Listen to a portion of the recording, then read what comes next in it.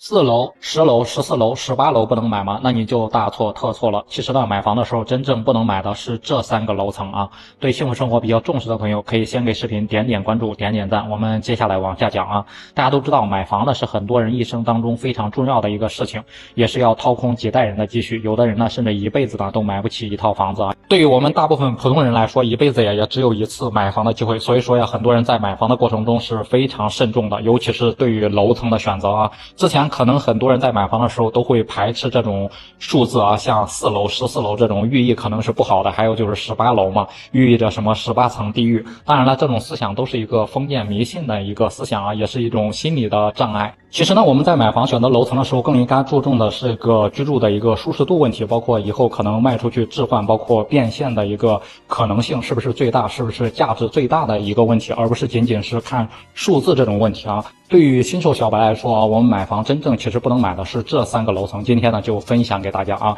如果是第一次买房或者是打算买房没有买过房的朋友，一定要提前看一看，一定要避雷这些楼层啊。那第一个就是顶楼了啊，特别是超高层住宅的一个顶楼啊，大家应该都知道，我们去买房的时候基本上呀，销售带我们看顶楼的房子，顶楼的房子比其他楼层起码要便宜几万块钱，所以说所有空置的房子基本上全部都是在顶楼，一般是卖到最后才能够卖出去啊。可能很多人选择它就因为它比其他楼层便宜很多吧，但都是一个无奈的选择啊。顶楼的缺点啊，应该很多人都知道，住过的都知道啊。第一个方面就是容易漏水啊，包括冬冷夏热，然后夏天基本上要天天开空调，因为是太阳直射嘛，直接就晒到你们家。包括它漏水的一个问题，因为是顶楼嘛，开发商做的防水，大家应该都知道是什么质量啊。随着你住的时间，包括住个5年、10年之后，整个的上面的防水的一个老化，你基本上每年都要花巨额的费用，包括几千块钱的费用去修那个漏水啊。其实花钱还好，关键是麻烦呀，头疼啊，天天为这个漏水的事儿烦心。大家觉得买一套房子天天烦心还值得买吗？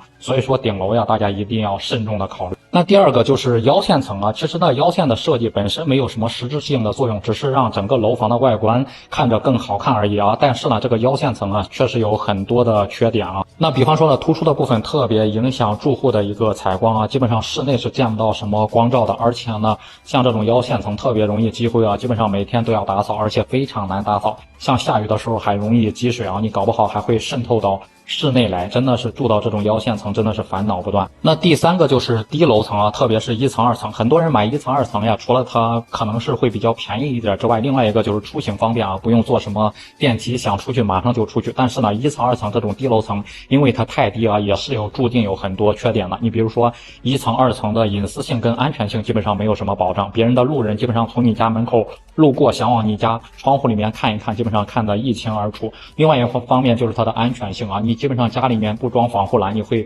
非常担心家里面的一个安全问题。再重要一点，其实1层的采光的一个问题啊，采光和噪音，基本上家里啊就是暗无天日的一个情况，天天白天呢也是需要开着灯的。另外，因为距离小区比较近嘛，所以说基本上小区里面早上有什么跑步了，有什么广场舞了，那听的是一清二楚啊，基本上大早上6、7点都会被吵醒的，因为这个噪音是无法避免的嘛。我相信呢，很多住过1层的住户应该都深有体验啊，夏天就是蚊虫特别多，基本上人家高楼层的不存在什么蚊虫问题，但是呢，